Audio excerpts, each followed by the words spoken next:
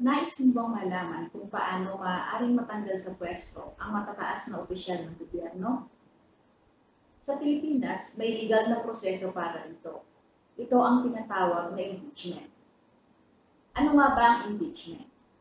Ang impeachment ay ang proseso ng pagsasampa ng kaso laban sa matataas na opisyal ng gobyerno upang alamin kung dapat ba silang tanggalin sa pwesto. Pero sino nga ba ang mga maaaring ma-impeach? Ayon sa 1987 Philippine Constitution, ang mga sumusunod na opisyal ay maaaring ma-impeach. Una, ang President, Vice President, Justices of the Supreme Court, miyembro ng Constitutional Commissions. Ang Constitutional Commissions ay binubuo ng Civil Service Commission, Commission on Audit, at ang Commission on Elections. At ang isa pang impeachable officer ay ang Ombudsman.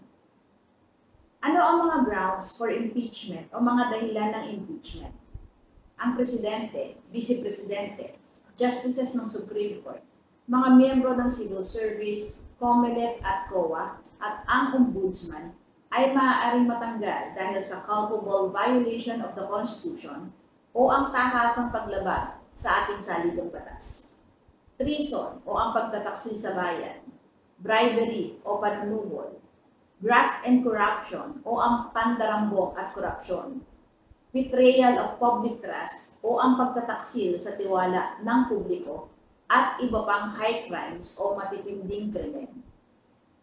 Ano ang prosesong sinusunod sa impeachment?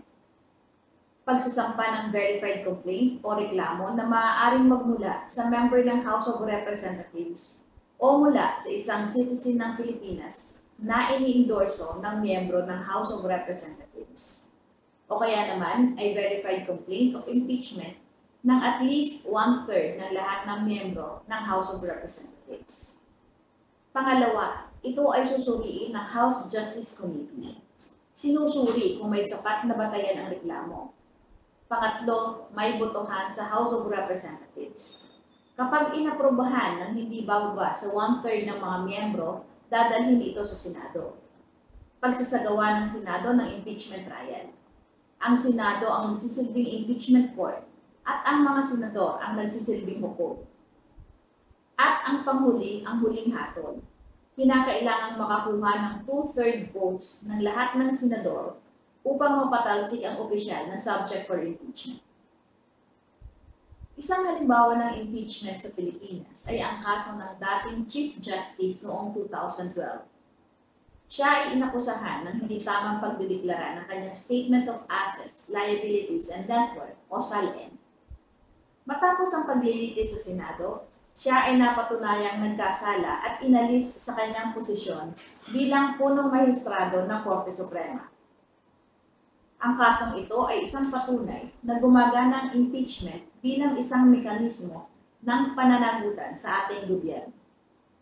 Bakit mahalaga ang impeachment? Mahalaga po ang impeachment dahil ito ay bahagi ng ating demokrasya. Pinapanagot nito ang mga opisyal at pinapatibay ang prinsipyo na walang sinuman ang higit sa batas. Bilang mamamayan, dapat tayong manatiling mulat at aktibo. May natutunan ka ba sa video na ito? I-like, i-share at sundan kami para sa iba pang legal na kaalaman. Tandaan, ang isang mulat na mamamayan ay isang makapangyarihang mamamayan. Patuloy po kayong manood, magtanong at matuto ng tungkol sa batas. Magandang araw po, ako si Attorney Claribel Lucila.